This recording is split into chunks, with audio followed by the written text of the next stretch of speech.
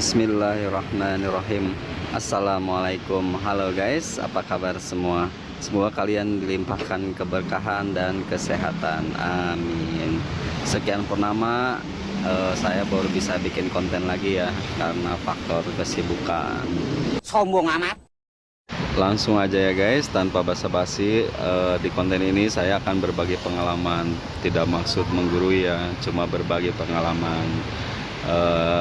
Kali ini saya akan membahas beberapa kesalahan pengusaha atau pedagang es kelapa muda.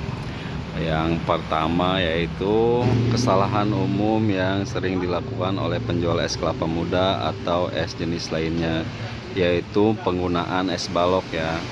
Menurut saya ini harus dihindari karena bukan peruntukannya ya. Es balok itu biasanya digunakan untuk pengawet ikan, daging, sayuran atau lainnya. Es balok juga sering berbau kaporit ya atau kimia karena penjernihan es balok itu menggunakan proses kimiawi ya, bukan penjernihan alami.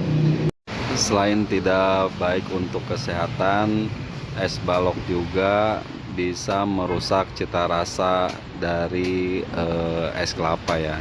Segimanapun kalian mengolah gula enak atau kelapa yang fresh, itu akan terganggu oleh aroma atau rasa dari es balok ya. Untuk rekomendasi kan saya menggunakan es kristal ya, karena es kristal itu untuk konsumsi, atau saya biasanya bikin sendiri ya dari air isi ulang. Selanjutnya, kesalahan yang sering dilakukan penjual es kelapa muda adalah penggunaan teko ya. Teko yang digunakan tidak dibersihkan terlebih dahulu.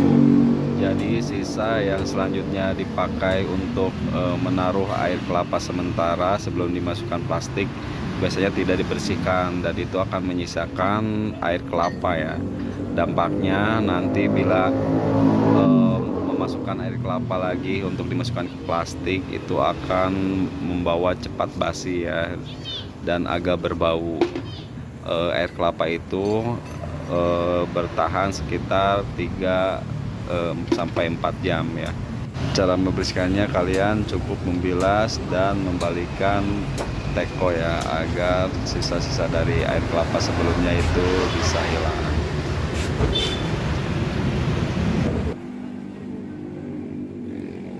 Untuk terus dukung channel ini, jangan lupa like, comment, and subscribe. Terima kasih.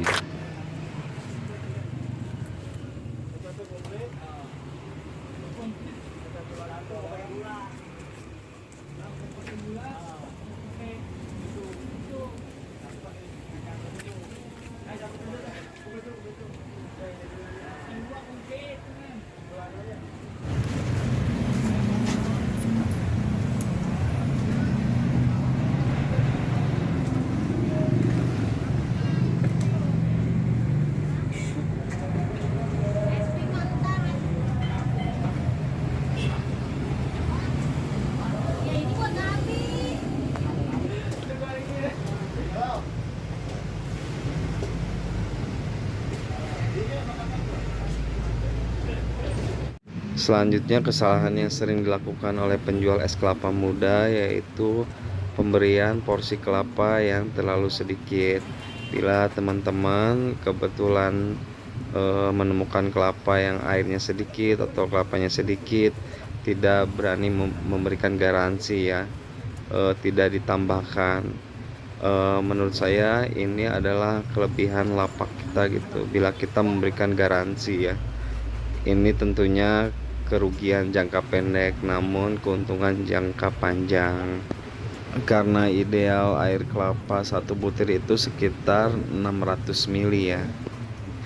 Dari pengalaman, banyak pembeli ya tadinya kecewa karena pemberian porsi kelapa yang terlalu sedikit di lapak yang lain. Dan karena saya memberikan garansi, akhirnya mereka menjadi pelanggan tetap di lapak saya.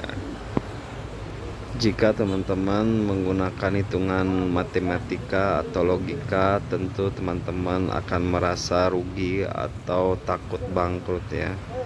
Tapi teman-teman harus ingat, ada hitungan langit yang tidak terbantahkan. Asik. Kejar berkahnya bukan jumlahnya. Kalau tidak percaya silahkan dicoba. Selanjutnya, kesalahan yang sering dilakukan oleh penjual es kelapa muda pemula yaitu tidak merestok kelapa ya. Jadi kelapa lama ataupun baru itu disamakan, jadi tidak direstok ya. Untuk di restock itu maksudnya adalah kelapa lama dan kelapa baru itu dipisah ya, dan didahulukan kelapa yang lama. Seperti di saya ini, kelapa yang lama itu ditaruh di bawah untuk nanti dipajang ya di atas meja, sedangkan yang baru di atas wadah kelapa ya. Gunanya agar menjaga kualitas rasa dari kelapa itu tersebut ya. Jadi tidak terlalu lama gitu. Kalau terlalu lama nanti kelapanya kadang hambar gitu ya.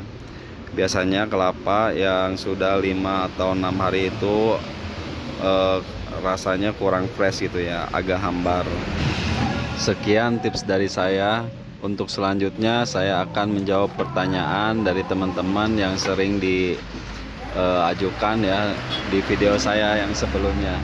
Untuk pertanyaan pertama yaitu dari @asalaja6588.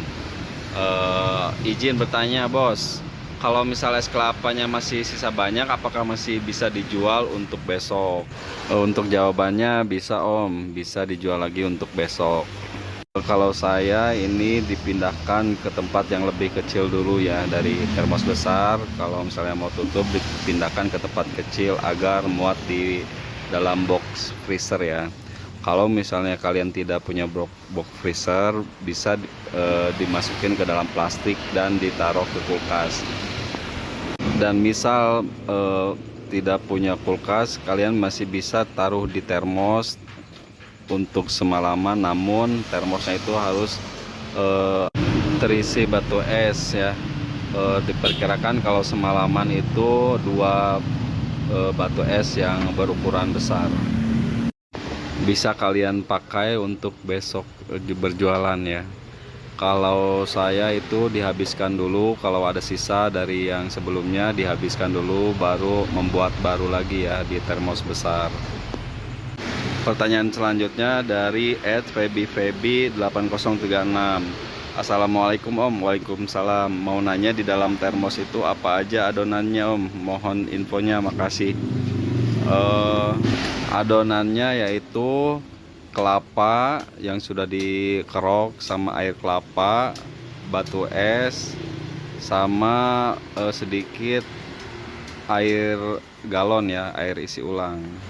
Kalau saya dari ukuran termos 30 liter itu isi kelapanya 10 butir, dimasukin sama airnya, ditambahkan batu es. Nah sisanya itu ditambahkan air galon ya, sekitar 3 literan lah kurang lebih.